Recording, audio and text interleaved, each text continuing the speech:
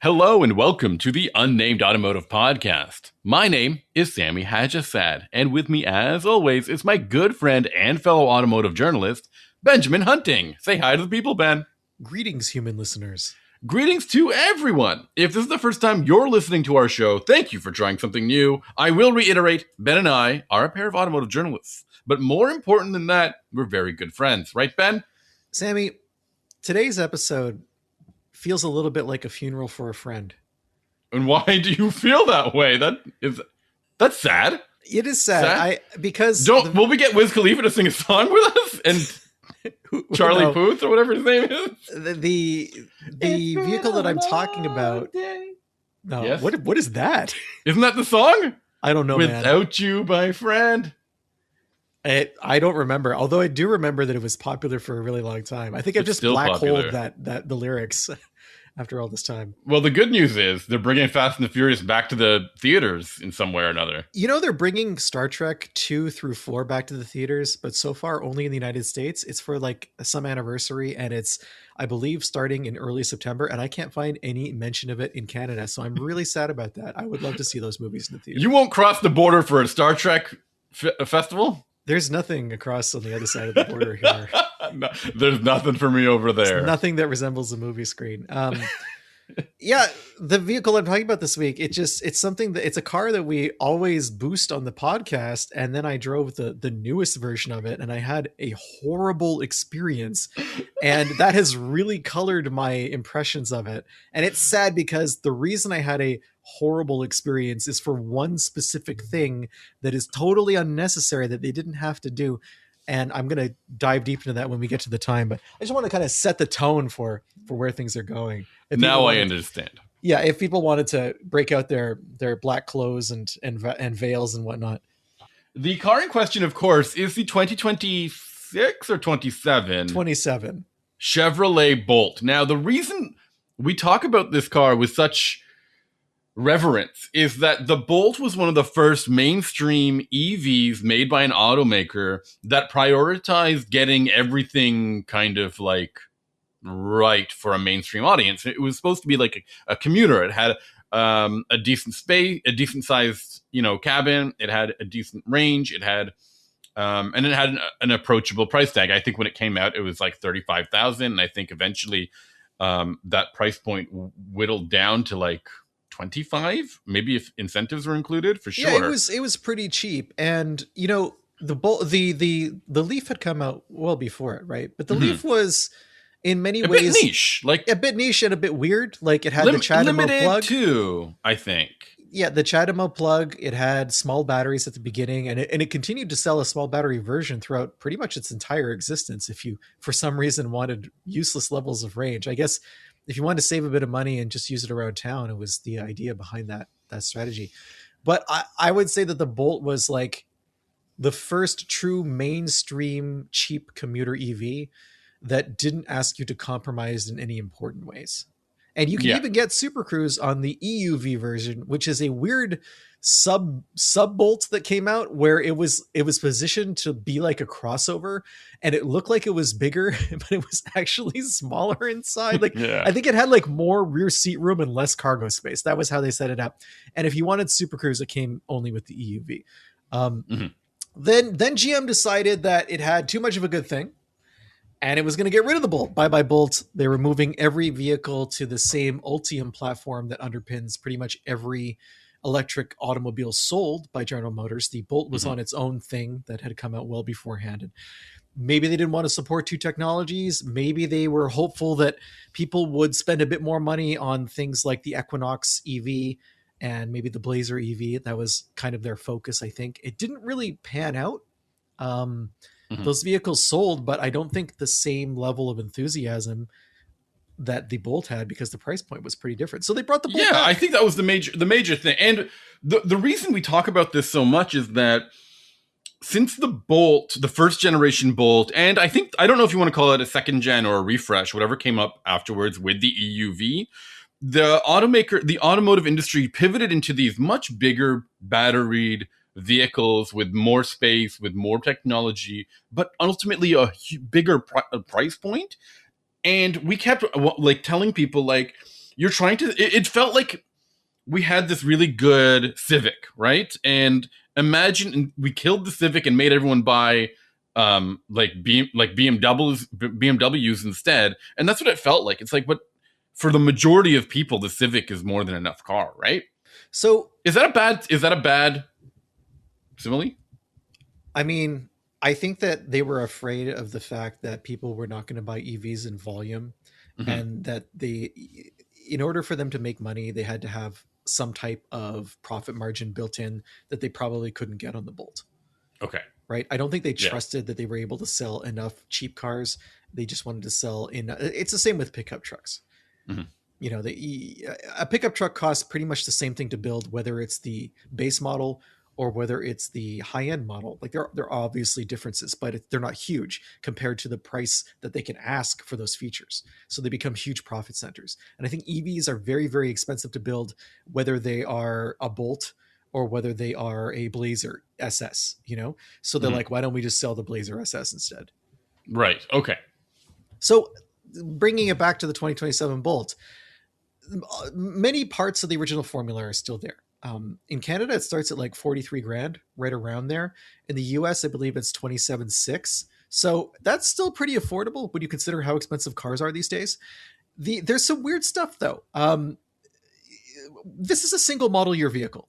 They're not. This is the weirdest part about it. The strangest part of the Bolt. It's just odd. And if you want clues as to how much GM does not want you to buy the Bolt, there are only two trim levels.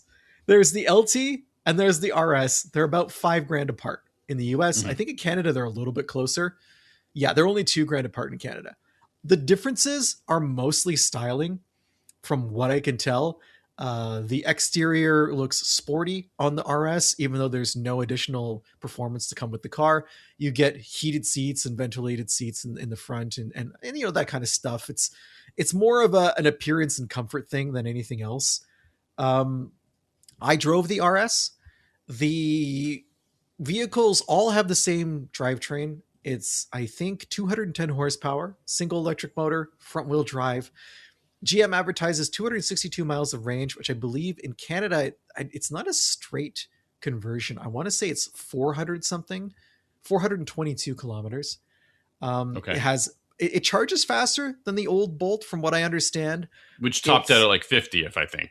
I can't remember. Kilowatt. I think you're right. I believe it goes up. I saw when it worked, I saw it hit around 150, 155. Which is good enough for me, right? Oh, that's totally fine. I mean, first of all, you're going to have trouble finding charging stations that do better than that on a regular basis. It's enough to go from 10% to 80% of battery in 25 minutes. It's super competitive. I believe it's the same as what you'd find in like a Mach-E, which is an older design.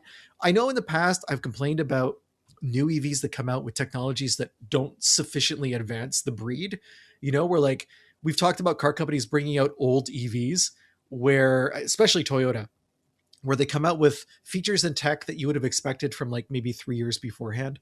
In some ways, the Bolt is like that from a charging perspective, but in a more important way, it is an upgrade over the previous model. So I think that's something to make note of. Continuing what I like about the Bolt, because the conversation is going to shift very quickly. The driving experience is totally fine. It has enough power to do whatever it needs to do. I took it on a very long road trip, probably, I mean, a road trip that ended up being much, much, much, much longer than I had anticipated. But I'd say probably 600 kilometers round trip, 700. And aside from the fact that it's pretty noisy on the highway, a lot of tire noise, a lot of wind noise, the overall experience was comfortable. You're going to expect that a cheaper car is not as well insulated. A lighter car like this one is probably not going to have the noise reduction that you would have in a more expensive model. So I wasn't surprised by that. A cargo space, not super great. It's okay with the rear seats up. Like you can, I'm a pillow fiend. I have trouble. I find that one of the greatest luxuries when I travel is bringing my own pillow and sleeping with my own pillow. And like that just solves so many problems for me. I was able to stack 2 pillows in the back of the cargo area. I probably could have put a hard case of luggage in there as well, or a couple of soft bags, but that's it. Anything else, you're going to be folding the seats down in the back. The vehicle came with the Google operating system thing. There's no Apple CarPlay. There's no Android Auto on the Bolt. This is a GM wide thing. Most vehicles outside of Cadillac don't offer those features. It was super annoying.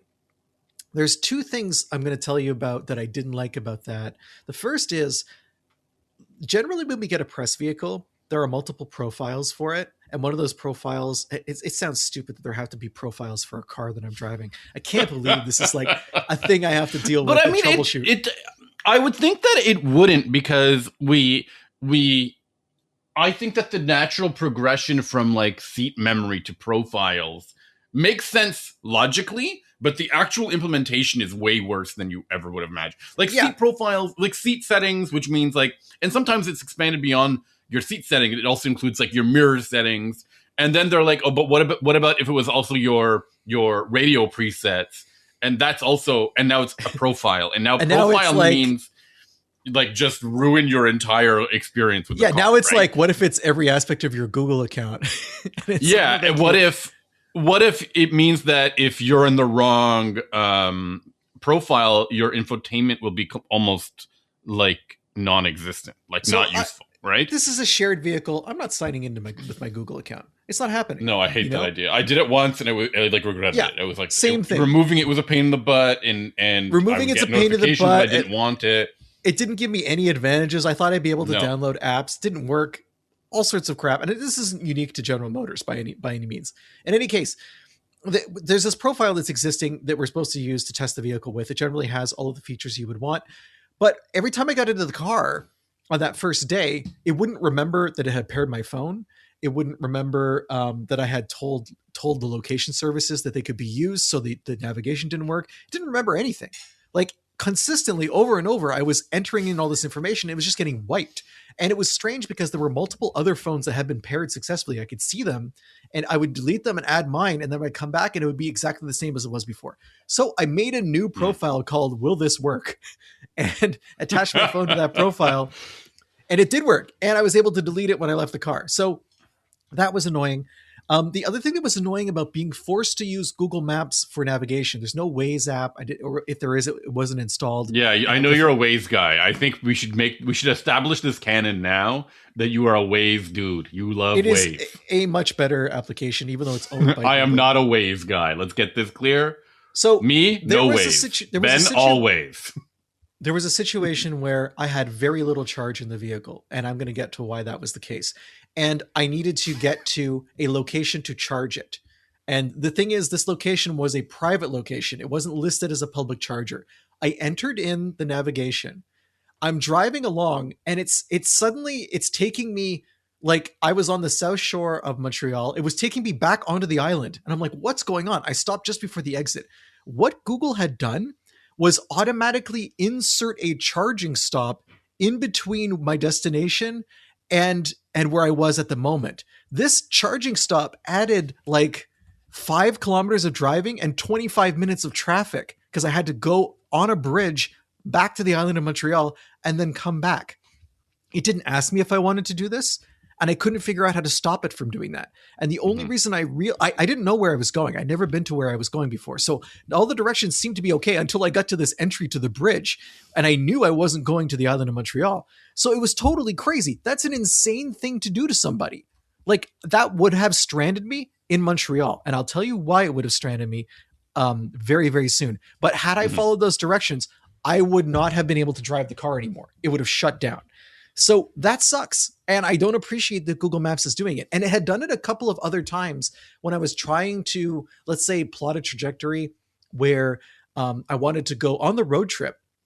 I wanted to go like, say, 200 kilometers before I started charging. And it would just add charging stops in, like, even though I was planning to go to a charger, it would add another charging stop in between. And it's not obvious. So it had like an idea. It was like, why was it? It decided how much battery I was comfortable with.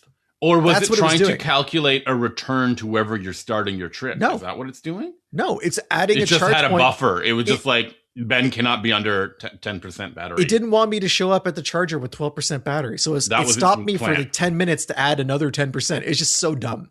Really, really annoying. When you could have made it to the first charger with the range you had. Yeah, and in Yeah, no fact, problem. only That's made so it to that silly. charger. So, That's so weird. we're going to get to the reason why this is a funeral for a friend episode. I had the worst possible experience you could ever have trying to charge this Bolt on my road trip. And it actually started while I was at home. And there's a specific reason why this problem happened that's not unique to General Motors. And I'm going to expand on it a little later and talk about why it's a problem specifically for Canadians versus American EV owners. But the new Bolt comes with a NACS charger, the NACS charging standard, which is developed by Tesla and which requires an adapter to use if you're going to use a CCS, which is in Canada, most popular type of charger. And for most people who have level 2 chargers at home, they are CCS plugs. Not many people have a Tesla NACS charger at home unless they also have a Tesla. Because prior to maybe last year, every EV out there except for Tesla and Nissan with the Leaf and CHAdeMO was using a CCS plug. So what's happened over the past couple of years is when I get an EV, it comes with an adapter. It actually comes with 2 adapters. And we've talked about this. This is the worst. Yes, we've talked about it. 2 adapters. One is for level 3 CCS charging ports. Yes, and the others for level 2. And the reason behind that is if you have a level 3 connector, if you have that plug connected to a plug, the adapter, it will not let you charge at level 2. It locks it out. So you need one for level 2 and one for level 3 instead of one that can do both, because the design of the level 3 plug does not allow a level 2 connection to be made. Which, as far as I understand, negates the purpose of the CCS, the combined charging standard, which has both on one, right? It doesn't, because you're thinking the combines on the plug, but it's actually on the socket. Okay, fine. On the car. So the car has the 2. If you that's what I'm saying, though. But I'm saying, the car's design, the CCS port design. Sorry, go ahead. So if you look at a CCS port, it has 2 prongs at the top, and then a bunch of prongs in a circle underneath that, right? Or the other way around. Is that the top? However, am I really that confused about what CCS looks like? I don't know. Maybe it's the other way around. Can you get an image? Because in my mind, it's like no. To me, you're so funny. The 2 prongs are at the bottom. Okay, wherever they are. The reason this is important is because a level 2 only connects the circle, right? The 2 prongs on the bottom mean that it's initiating a high speed charge, right? A level 3 charge. So when those 2 are connected, the level 2 doesn't work anymore. It doesn't function as a level 2. That's why you need both of the adapters. Because if you were trying to run a level 2 current through an adapter that had the 2 plugs connected, the car would not allow you to initiate that charge. So we got all these adapters, and adapters suck. I mean, the reason an adapter sucks is because it adds another point of failure from where you're charging. If something doesn't go right, you don't know if it's the charger, the car, or the plug. So you have a 1 in 3 chance. And the worst, I would say, it's not like when you, let me be clear. If this was as easy as plugging in a USB-C port to a phone, it's a different conversation. Because then we can look at it, we can say, the phone tells you immediately, is it charging or is it not? But when I'm paying to, this is the worst part about this. You plug the adapter into the chart. I'm losing my mind already. You haven't even gotten to the point here. You plug the adapter into the charger. You plug the charger into the car. The car and the charger have this hilarious little dance that you have no clue what's going on. Yeah. And then it just tells you failed. If you're lucky, you get a light flashing somewhere that you can't really interpret as to what's happening. And that communication between the charger and the car is opaque. You have no clue what's happening. You don't know if it's frozen, if something is broken software wise, because that's what it looks like on the charger. On the charger station itself, it's just like a spinning loading screen sometimes. And then the adapter is locked into the car, so you don't know whether or not you should yank the thing out or whatever, and you start panicking. You go every possible bad.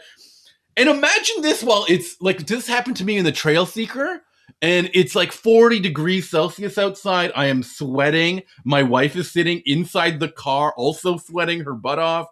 and you're just like, please kill me. Like, either work or don't work. Tell me right now, and don't make me like, I hate this. I hate this whole And dongle. this, the fact that these adapters are so loose sometimes. Yeah.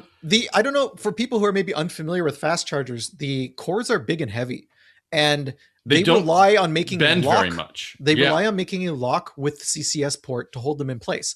If you have an adapter, it will make a lock onto the adapter, but the adapters themselves don't lock into the ports because NACS doesn't have that kind of lock. So what happens is, if you don't have the angle precisely correct, it will pull the plug out.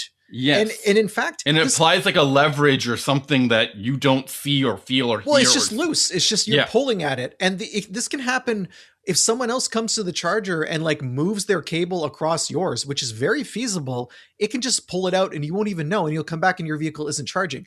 And then add to the fact that you have to find space in your car for this junk now that is always there and has to be at hand because you do need to use it. So adapters suck, but I haven't really had problems with adapters like I expected to until now. Generally, the adapters I've been provided by various companies have all worked without any problems. I did have that Genesis vehicle that just stopped charging completely, but I don't think that was an adapter issue. I think that was a problem with the software on the vehicle. That's the only real problem I've had in the last year or so with this kind of setup. Until the Bolt. So when I picked up the Bolt, it was at a very low rate of charge, which is unusual. Usually they charge these things up for us. I had to charge it on the way home from the Fleet location. I stopped at one place. I neglected to top up my account, so it only charged a certain level. I thought, and here's you're gonna love this, Sammy. So I was at like 20% battery when I got to the charger. I plugged it in. I went inside this like kind of farm stand area that's nearby to just kill the time. I came back out and it only charged up to like, I want to say 31% or something. And I didn't know if that would be enough to get me home. I get in the car, I put in my address, and Google tells you your percentage when you reach your destination, right?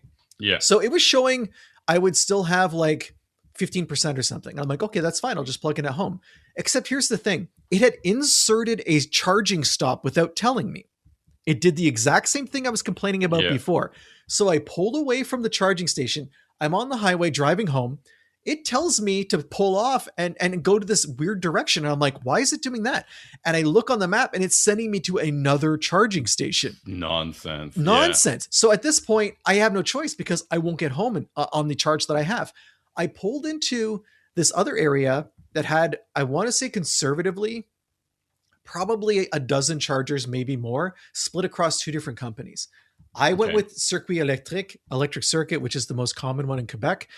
It took me 6 different plugs before the Volt would connect. Like, it would not make any communication with the charging stations. It would not even initiate charging. And I'm like, what's going on? Because I had just charged and I didn't seem to have any problems. I'm using the same adapter. It's the same company's charging stations. I'm literally like 20 minutes down the road. It's not a huge difference. That was the first indication that maybe things weren't cool.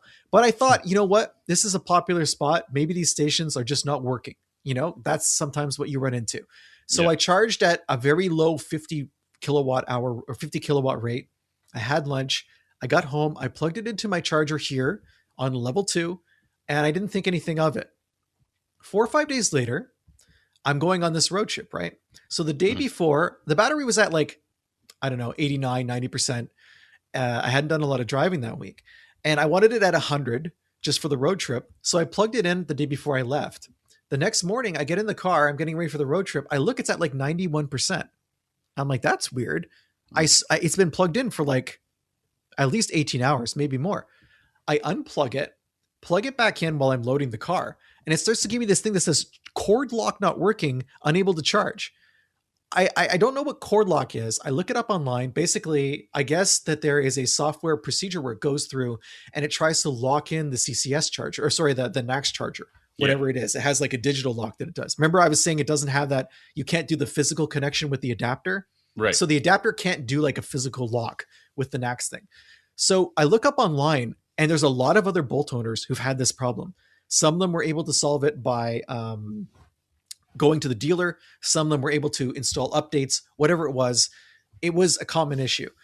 I could not get the vehicle to charge in the 30 minutes or so that I spent, trying to load things up and get ready to go. So I'm like, okay, this sucks, but 91% is still going to get us as far as we need to go.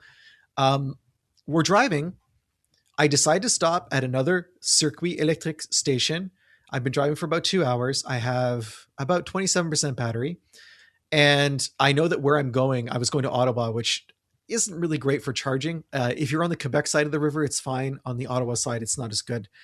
I stop and I can't get the vehicle to connect to any of the chargers at Circuit Electric.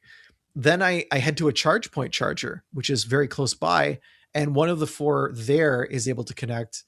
And I'm like, okay, it must be just like a temporary glitch. Again, I'm thinking it's the chargers that are a problem. Mm-hmm. So I charge back up to about 80%. I head out on the highway, get to Ottawa. We're a little bit early for our function that we're going to. I'm like, I'm going to take advantage of this time to charge now instead of trying to find a place later tonight. Okay. I was unable to get the vehicle to charge. I went to this new Journey thing that Ultramar has set up. I couldn't get it to even connect to any of the vehicle to the vehicle at all. Just nothing is working. And I'm starting to suspect that it's a problem with the adapter that I have. Mm-hmm. I hit up a second charging station. Same deal. Nothing will connect. Nothing will connect. At this point, I'm starting to get a little desperate because I'm like, look, what am I going to do if I can't charge the car? I'm literally 3.5 hours from home and it's the weekend. So I did something that I had sworn I would never do. I made a supercharger account. Mm-hmm. I gave money to Elon Musk, which was really upsetting to do because I disagree with the man's fascist politics.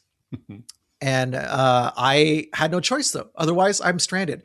I was very lucky that there was a native Naxport Tesla charging station that was compatible with the Bolt within driving distance. This is the thing that I've learned about superchargers is apparently I don't think all of them are compatible with the new cars that are coming with Nax ports. Nope. Which is really confusing. It's super confusing. And I ran into that on my return journey.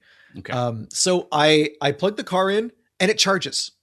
The native Nax plug worked. So at this point, I'm pretty certain it's a problem with the adapter. Okay. But I don't really have a lot of options here. Mm-hmm. The next day, the battery's at about 77%. I try to drive home. I stop at the same place that I had successfully charged on the way home. All of those chargers are in use. I'm unable to charge there. So I drive a little bit down the road. There's another place. It will not connect. I drive another 20 minutes down the road. I go to a second journey place. The Ultramar charging stations will not connect. At this point, I'm like, look, I have barely enough power to get to that first station that I charged with on the first day I had it, where it did connect. And I know that it worked. So I decide to do that. We roll up there with about 12% battery. I plug it in. It will not make a connection. Not any of the 7 or 8 plugs that I tried there would connect to the car. I'm telling you, this is like, this can drive somebody mad. Like it really does. At this point, I'm like, okay, I'm giving up on level 3 charging with this adapter. It doesn't work. What are my Tesla options? I look online. I'm using PlugShare, which is a really good app that tells you where various plugs are. There's like reviews, there's photos. They're really good. I like PlugShare quite a bit. It says there's an underground It's Tesla. Not up to date. I think it's all crowdsourced information, just to be clear. It says that there is a Tesla station at an underground parking lot at a mall that's about 6 kilometers away. So like 3 You love malls. I forgot how much you love malls. But it also says not compatible. Now, it knows what vehicle I'm driving because I had entered that. I'm thinking maybe it's just thinking because I'm not a Tesla, it won't work. But I have the Nax plug, right?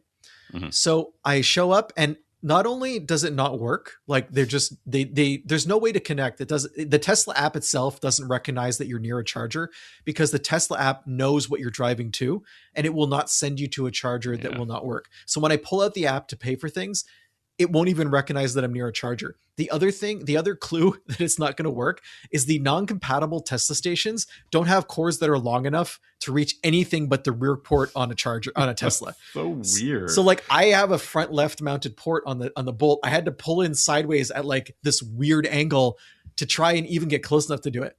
So I'm out of power. I am still about 90 kilometers from home and it's a Sunday. I throw a Hail Mary pass. I call my friend Matt St. Pierre. automotive journalist here in Quebec, Mhm. good friend of mine, and someone who actually owns an EV and is regularly testing out different chargers at home. And I call him, I'm like, hey, I'm sort of near your house. Can I use your charger? Because I want to see if I told him what was going on. And I'm like, I think level 2 might work, but level 3 is dead to me. And Yeah. he's like, I'm not at home right now, but I can remotely turn the charger on for you. And he gives me directions on how to set everything up. I show up there. The first time I plug it in, I get the charge lock error thing, the same thing I had at home. Oh God. The second time I plug it in, And it you works. must have been losing your mind. Holy cow. I'm able to plug in. I'm getting about 54 kilometers an hour. I need minimum 150 kilometers to get home with a safe margin of error. So we spend the next 2 hours walking around the suburbs of the South Shore, and getting dinner, and then coming back in the rain, walking in the rain for about half an hour. Mhm. And it's finally charged enough for us to get home. This is where I had the real problem with the directions from Google, because I was trying to get to Matt's place and it was adding a charging station stop that would have disabled the vehicle completely. Right. Like I would have gotten there and the battery would have been fully discharged. Yeah. So I get home. I'm like, okay, level 2 worked at Matt's house. Will it work at my house again? No, it won't. It will not plug in. The battery's around 15%. I cannot get anything other than cord lock not working error. I reset my charger physically and I reset it with software. I still have the same problem. I do an update on the car. It's been trying to get me to do an update this whole time, but the update isn't for charging. It tells you what it's for. It has something to do with there's a Tesla part of it for like using different types of Tesla stations. And there was another, like not the ones that I had gone to, but some type of like, it was for automatic charging. Cause like Tesla vehicles, you can plug in and it will debit your account. Yeah. Plug-in driver. Yeah, plug-in charge or something. It was adding that feature to the Bolt. And Can I tell you, like automotive updates seem like the sketchiest. It's like a BIOS update on a computer, it bricks right? your car for that amount of time, right? Terrifying. This has to be a last second thing and over the air, because I think I've done it with my Outback, because they updated the infotainment system to have full screen Android Auto, and I was like, well, that's worth like giving it a shot. But it's like, oh, you need to keep this car on for 30 minutes or something like that while it does this. And I'm just sitting there in my driveway like, what's wrong with me? What's happening now? Like, what happens if I turn off my car in the middle of this process? You know what happens. I don't want to. You know what I mean? And you feel like you're handcuffed by this car and this solution. And, I think you and I have had enough experience with technology and updating things, like that we don't trust it. Yeah, updating critical software or hardware, where you go, if something bad happens, like that's it. This is a brick now. Like, so to me, every time, like we get a lot of press cars and they get a lot of these over-the-air update notifications. I ignore them. I ignore them all the time. And Except I'm like, for this case, I was like, maybe this will help. And I did one. I did one the week after. Did you not use? Did you search it or something? Did you look it up? No, I didn't. I was just like, at this point, go for it. Look, here's the thing. At this point, this car has 15% battery, and I'm 90 miles away from the dealership. So how much battery does it take to update? No matter what happens at this point, if this doesn't work, it's flatbedding. This thing's going on, it's getting towed. Like, so I had nothing to lose when I chose this update. So I do that update, and then I update my charger as well. Like I don't often update my charger because it's really a low feature charger. There's not much you can do.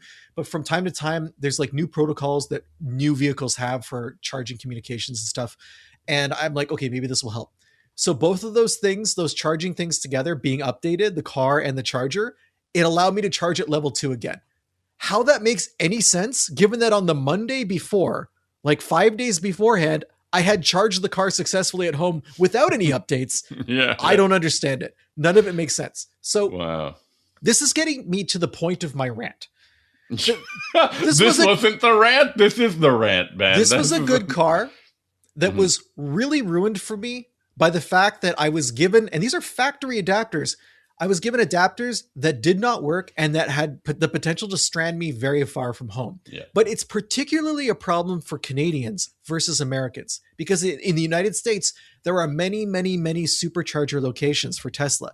If you have a problem with your adapter and you have a NACS port, your chances of finding a Tesla charger and using it, regardless of whether you agree with Tesla's situation or not, you have a pretty strong chance of not being stranded. In Canada, there are very few superchargers. And the ones that exist are typically in bigger cities. And even then, when I was outside of Montreal, when I was on the South Shore, just off the island, there were only 3 locations in the entire city where I could have plugged in the Bolt.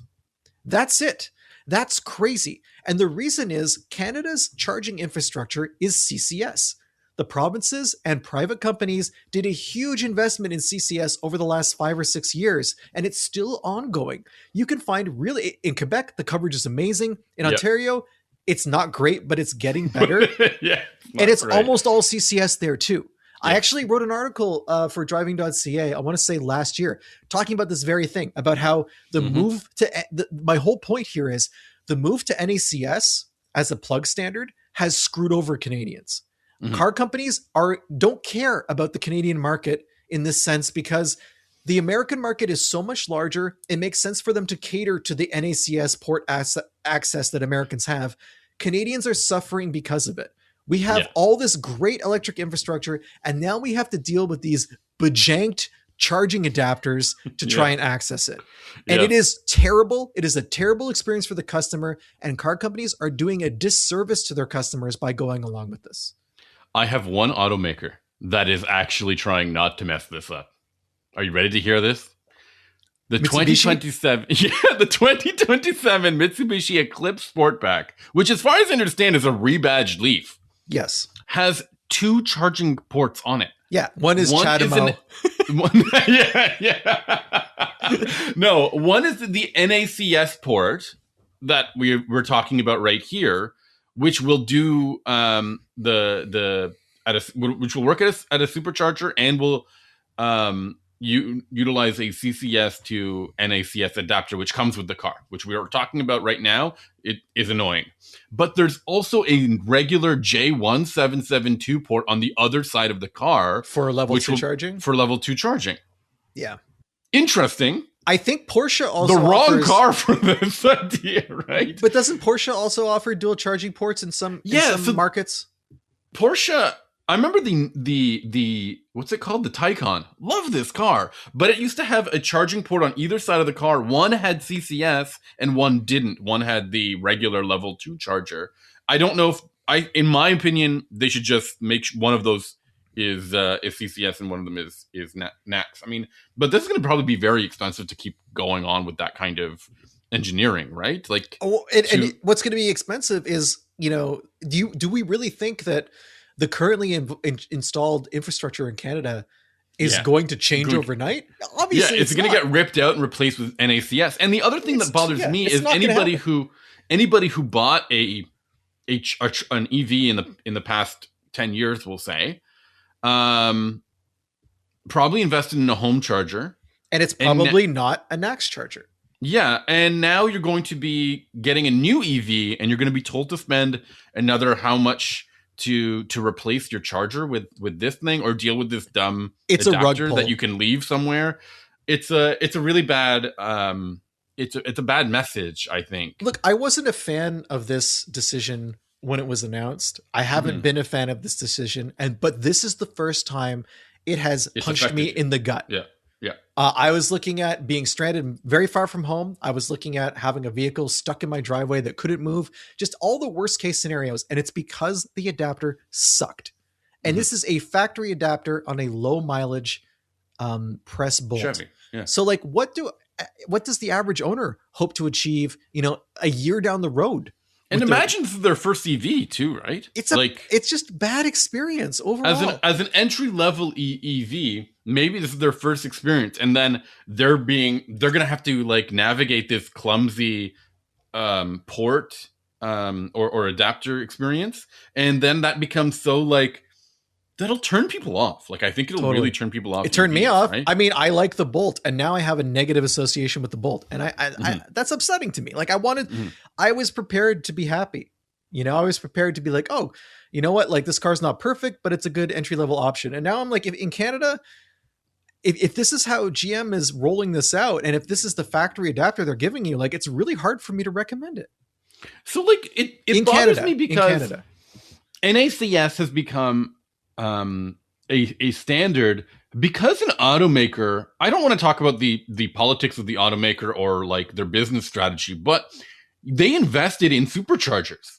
And we had begged, I think you and I have both said for a long time that if EVs wanted to succeed, they needed investment from beyond the either the utilities companies or the government, right? They need more money from a private company to do these things, and they just weren't getting it.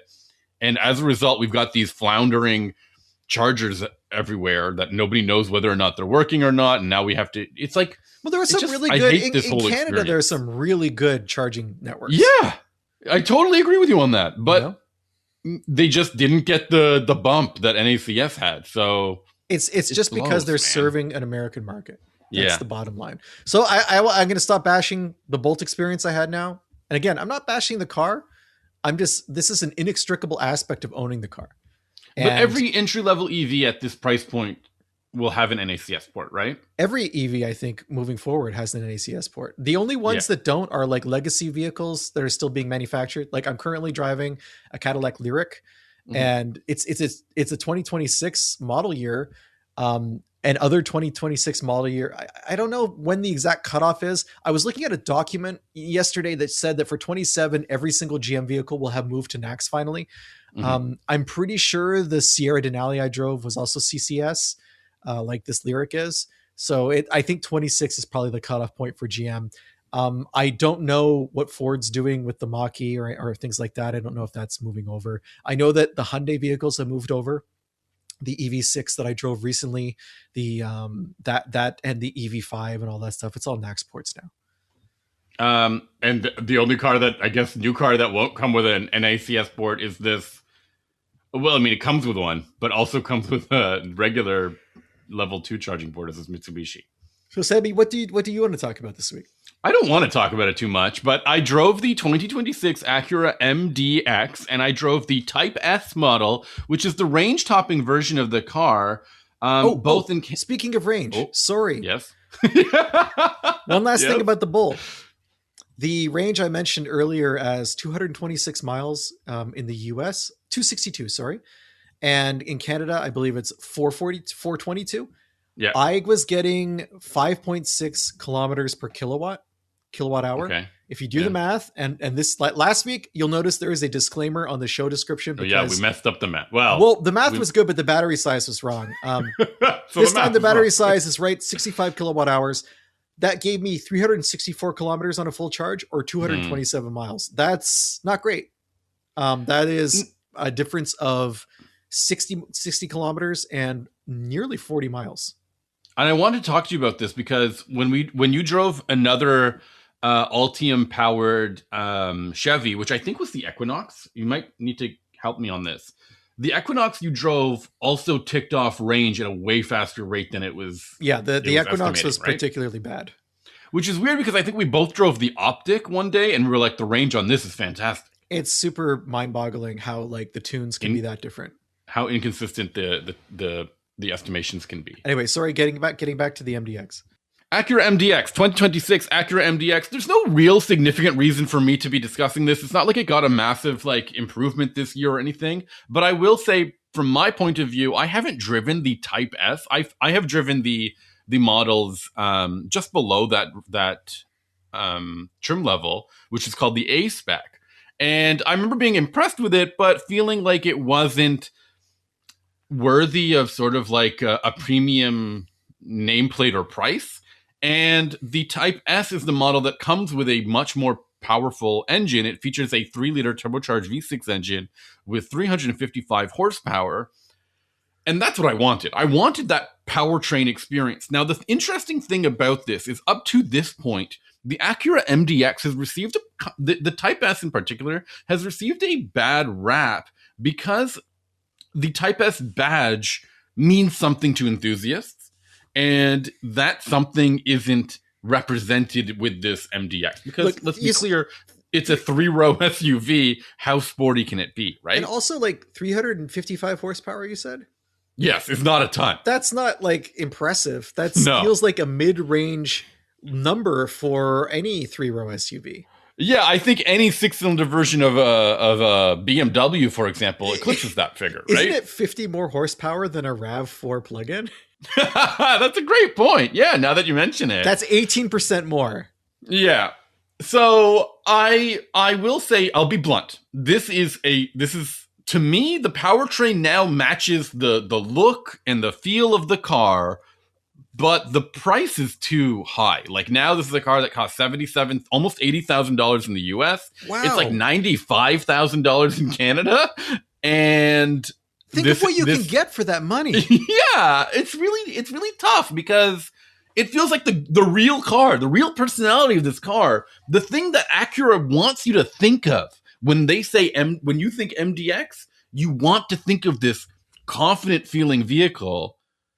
Is this most expensive version of the car that doesn't feel worth it at that price point? Does that make sense? It totally makes sense. That's how I feel about every single totally Acura fine. product except for the Integra. Yeah, it's totally a good motor. It's good. It's exactly what I want in this thing, but not at nearly $20,000 more than the entry-level model. You know what I mean? The problem Acura has is they think that they're Lexus. I feel like they think that they're playing in that same sandbox, but really they're Buick.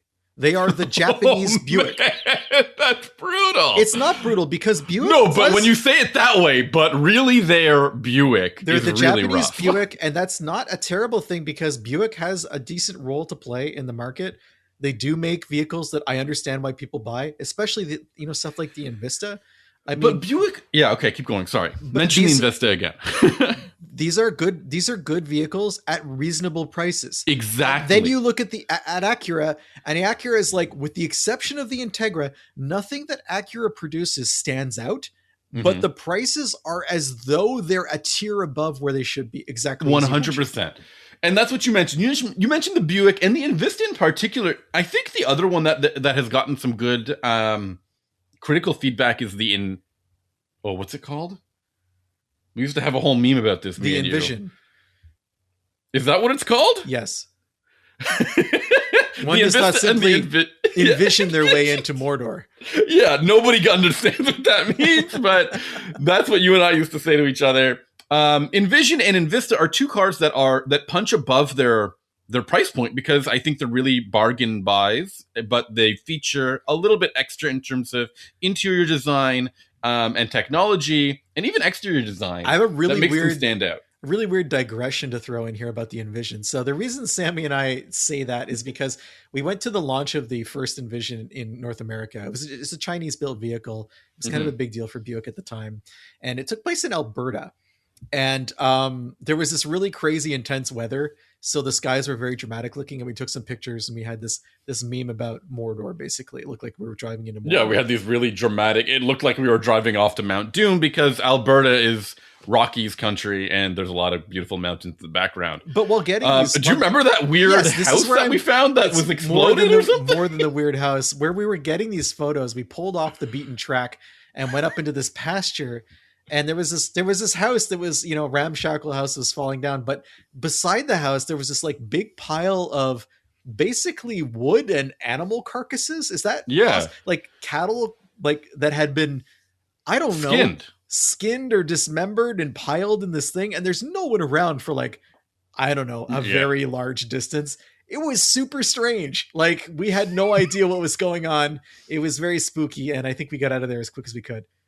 Well, eventually, I think the handler for the program followed us up this mountain in a Malibu or an Impala or something. Do you remember that too? No, I don't remember that part. Did we tell them about the weird carcasses? Is that what? Yeah, I remember that. That's also the event where we went to this this soda shop. It was like a very small store. I say small, like a cabin, but it was floor to ceiling with novelty sodas, like different every flavor you could possibly imagine. All these brands. And we got this soda. It was a ranch dressing soda. I just looked it up. Yep. And it said, "Get your fixins on it." That was the slogan. How do you remember this? Because it smelled like an old gym sock. It was horrible. And I chugged it so hard. Sami chugged it. Another person. This was my chugging days. Those were my chugging days. A friend of ours who's a GM rep actually didn't mind the taste, and he also chugged it. Everyone else at the table was disgusted. It was like It's one of the grossest things I've ever put near my nose, and we paid money for it. Yeah. Good times. Buick. Yeah, That's why we haven't been invited back to another Envision press drive. we're out. We're on the Too much time with the ranch dressing. No you matter can get how a whole much- package of them off of Amazon. No There you go. matter how much love we show them on the podcast, they'll never forget the ranch. They'll never forget that we fouled up that dinner with the odor of ranch. But this MDX, look, if it was $10,000 cheaper, I'd be so much easier. In Canada, it needs to be 20. I'm sorry. Yeah. You can't have a $90,000 MDX. That is a wild price point. We were talking last week about Defenders, right? Mm-hmm. And how they're right around there. Because I can't remember what we were comparing it to. But, because I think we were talking about Land Cruisers and stuff. Forerunners and like the price differentials there. And you're saying, well, I'd rather have a Defender. And the Defender, I think, starts around 70 and goes up to like in the 90s. And to conceive of a world where someone is cross-shopping an MDX and a Defender. That Japanese Buick or, a Land Rover. Yeah, right? It just doesn't, I don't feel like that's a real customer. So, and it's really unfortunate to say this. And again, the other thing I have to like I mentioned before, I have to detach my like association with the Type-S badge, which is meant to signify something special. And which exciting. Does on the Integra Type-S, which is a fantastic vehicle. Yeah, yes. I was going to say maybe the TLX, but I don't think the TLX Type-S was that interesting either. No. You have to remove yourself from that association. And then you're greeted with a car that has a really attractive interior, a ton of features. My son pointed out that there are sunshades in the back. One of the first things he said. He also pointed out the beautiful red brake calipers. And you've got massage seats in the front, heated and vented seats. You've got that like PA system that allows me to tell my son stories while I'm driving, because all he does every day is ask me to tell him a story. And he put him in the third row, right? You're always in the I tried. Third row. He was very excited by that novelty. It's a great time. It's a totally good car if it didn't cost this much. And the problem, I guess, is that there are other cars that cost around this much, have better powertrains, have more space, have nicer interiors. And as a result, the MDX just feels like an overpriced something, like not worth it. Yeah. I think we talked about earlier on this year, I drove a Lexus TX and I drove an entry-level powertrain version with a 7-seater option. Much better car overall. Wow, and you didn't even like that car. I didn't even love that car, no. Yeah. But a better vehicle. And then there are other options that I don't love, like a Volvo XC90, for example, which might be worth considering over something like the MDX. So this is where the problem with the MDX kind of comes in. If it had... Nothing about it stands out. Even if this powertrain doesn't elevate the car, it puts it exactly where it's supposed to be. That's problem. That's the problem, right? And that's not unique to that car. Like I think there are more than a few quote unquote performance models where we drive it and we're like, this is the engine that should be in the car. Yes. I think we mentioned this last week with the 4Runner, right? I drove the Turbo 4 version of it, but the hybrid version of it is the actual decent one. Yeah. And this is tough because I think the automotive industry as a whole has raised the prices of these vehicles to really hard to digest price points. Of course. And have neutered the entry-level models in response to people complaining about high price points. And they don't want to sell the entry-level models, right? This sucks. Like, this is not the experience that people should be into. We're getting to the point where sections of the automotive industry are anti-customer. And you think this like premium 3-row might be at that segment? I think I'm not necessarily singling out the MDX for this, but what I am saying is I think the industry... No, but I mean, if you get a wicked deal on an MDX Type-S, do it. Like, take it. Like, that's a good idea. If you get 40% off, yeah, okay, go for that. Yeah, you never know. There might be languishing on a lot somewhere. What I'm saying is, if you look at how the industry is presenting itself in terms of pricing, it's relying on people taking out like 84-month loans to buy its products. That is a recipe for disaster. And when I say anti-customer, that's what I mean. Instead of adjusting its production in order to create a market that is sustainable, where people can actually afford its products, they are going all in on squeezing people as hard as they can. And not every company and not every model, but there are many examples of this. And when you do that, there's a short-term gain, and then everything falls off a cliff.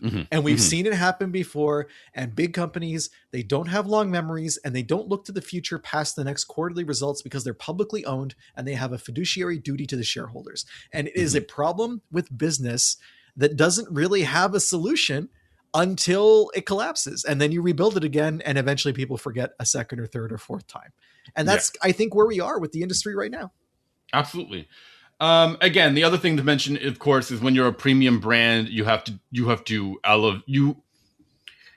maybe I'm expecting too much from premium brands or luxury automakers. No, I don't think so. But I want elevation every single time. I want this car to feel like more than just a fancy Honda or a fancy Ford or whatever it is. I want this to feel like, as someone who earned money, that I used my money to create an experience that's special and that tells the rest of the world. That's what I think. I mean, I think this is an egotistical thing, but people who buy luxury cars, they want to express their position in either career or financial security in a certain way. And I don't think the MDX does this, but I do want to make a segue to a vehicle that was just released or announced that goes way overboard into that feeling of doing something so crazy and cool and good that will make people like sit up straight and pay attention. And that is the new Genesis GV70. No, GV90. Sorry, GV90. Wow, I missed that. GV90, which will be the brand's new flagship SUV. Flagship everything, I think. Yeah, sure. Flagship EV, flagship SUV. Right? So what's wild is, as you mentioned, this is an electric vehicle. There is no gas version of the GV90. So instead of Cadillac has the Cadillac Escalade and the Escalade IQ, there's nothing like that here. It's like, this is just straight up the GV90. There's nothing to compete against the GLS class from Mercedes. There's nothing to compete against the X7. They're coming in straight up with a battery powered, gigantic 3-row SUV. But more than that, they are offering two versions of it. One is the one with normal doors, and the other one is gigantic suicide doors that have, they call it their hidden B-pillar, that opens up the entire center of the vehicle. It's got swivel seats in the front, so you can turn around and quote unquote conduct business, according to the press release. Terrifying to me. I don't like this. This is how drug deals happen. Meet me at the charging station off the highway. Right? No one will be there.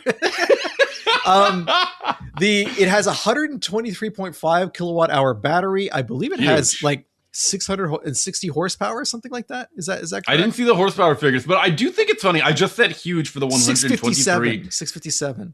I said huge for the 123 kilowatt hour battery, but it's actually, there's cars with like 200. The pickups are the Ultium pickups are around there. So really not that big, but still quite large. I mean, it's also, I think, 300 and something miles of range for a gigantic vehicle like this, and an interior to die for, and an exterior that is extremely eye catching. So I don't want to dwell on this vehicle too much, but I do want to say, come on, you need to hit me with the at least a couple of the other weird stuff, like we mentioned the hidden the B pillar, we mentioned the swivel doors. Did we mention Korea's traditional moon jar pottery?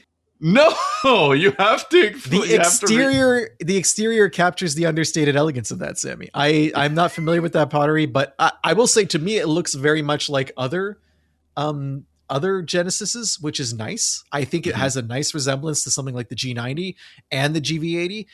But what really just blows me away about this is they went all out. This thing has everything. It's got the air suspension. It's got locking differentials front and rear. It's got the crazy power. It has, again, a sick interior. This is going to be a very expensive model, whether you get the suicide doors or not. And they are betting on the fact that people are cool with it being electrified. And I think that is a great way for Genesis to differentiate themselves from other companies, to say, we have a ton of money that we're willing to spend on this. And if people aren't buying, if they're not buying hundreds of thousands of these, it doesn't matter to us. That's not why we built it. They'll buy one of our other cars. As long as they see one of these, they'll get one of the other ones. It's a statement vehicle. It has a 25-inch head-up display, which I don't think anyone needs, but I mean, It only has one. It doesn't have a gauge cluster. It just has that head-up display instead. wow. It has a huge infotainment screen. It has a pop-up center cinematic screen. Has 23. Oh, it's pop-up. It's 23.6 inches. It looks so funny. Here's what's funny. This is a little bit weird. The 23.6 inch screen seamlessly integrates the instrument cluster, navigation, and media. When it's parked, pushing the display extension button raises the screen by 90 millimeters, transforming it into a 24.6 inch display. Aha. 1.7 times larger than when retracted. It's going to be an aspect ratio thing, and now you can watch all of your streaming in full. It's full crazy screen, to think that going from 23.6 to 24.6 diagonal is 1.7 times the viewable amount of screen. Anyway, this is a cool car. We're witnessing a luxury brand try to establish their name among the best of the brands. It right? feels like we're seeing Mercedes at the end of the 80s, where they were like, here's the W116 S-Class. There's absolutely nothing else like this on the road. You're welcome. Yeah. You know, it's like, I don't know for that far. I would say it's closer to the Lexus of the 90s, the LS. No, because I feel like the Lexus of the 90s was understated. Was aiming.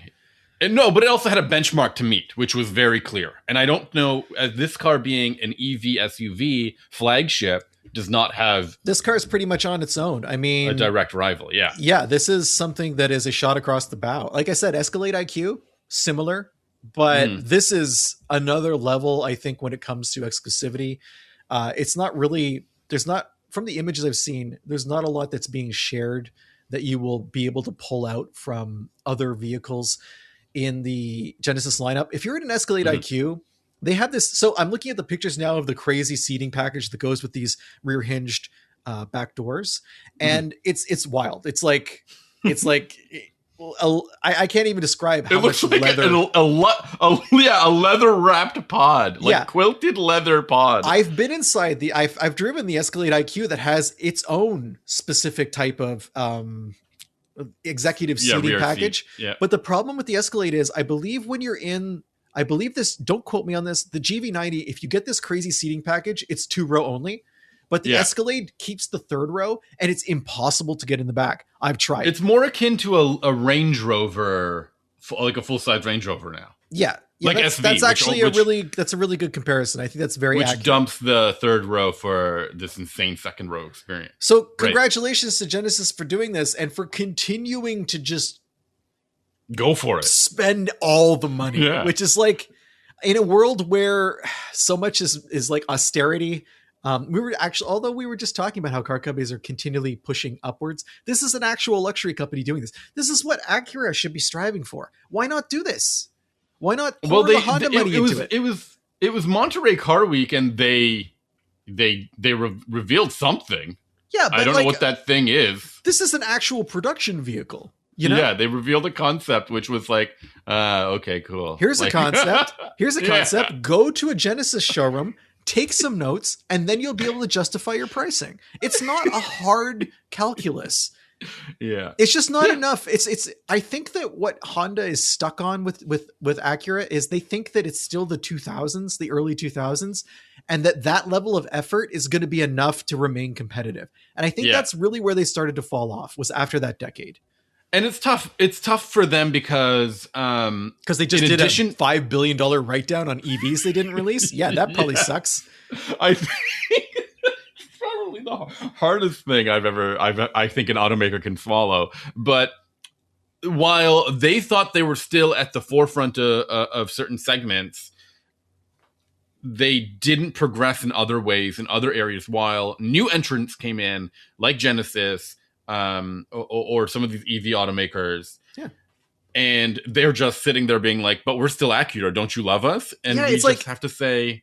They have two choices, right? They can drop their pricing, or they can bring their level of content up to the level of their pricing. Those are the two choices, I think. And either one will work. But I don't know which one is going to be the most financially viable for Acura. Because as you said, they're not bad vehicles. They're just, there's no compelling reason to choose them versus the competition. The I don't want to segue too hard off of this, but Infiniti, on the other hand, has not introduced a significant product in a long time. But the one they did do was the QX80. No, the QX65. That's the forget one. that. I'm thinking QX80, which is a flagship SUV, which is supposed to be big budget, pay attention to me kind of car. And people seem kind of impressed with it, but look, there are they're reaching that high. They have 3 vehicles in their lineup. Yeah, I can't believe I don't know 65, what they're doing. They don't know what they're doing. And 80. It's like, what is going on? Do they have that weird engine still? I don't know. I don't think so, because wasn't that only variable in the 55? Compression turbo? Wasn't that just in the 50 and the 55? Yeah, those are gone. They have a section on their website called Legacy Vehicles. Why? Oh no! Why would they have that? Oh look, it's their entire lineup. It's like the J30 in there or something like that. It's their entire lineup. No, it doesn't go back to J30. It stops at G35. Anyways, speaking of legacy products, you can head on over to our website, unnamedautomotivepodcast.com. See all of our previous episodes. Do that, man. It's great. Or you can see some of the photos of the cars we've been driving and the stories we've written about them.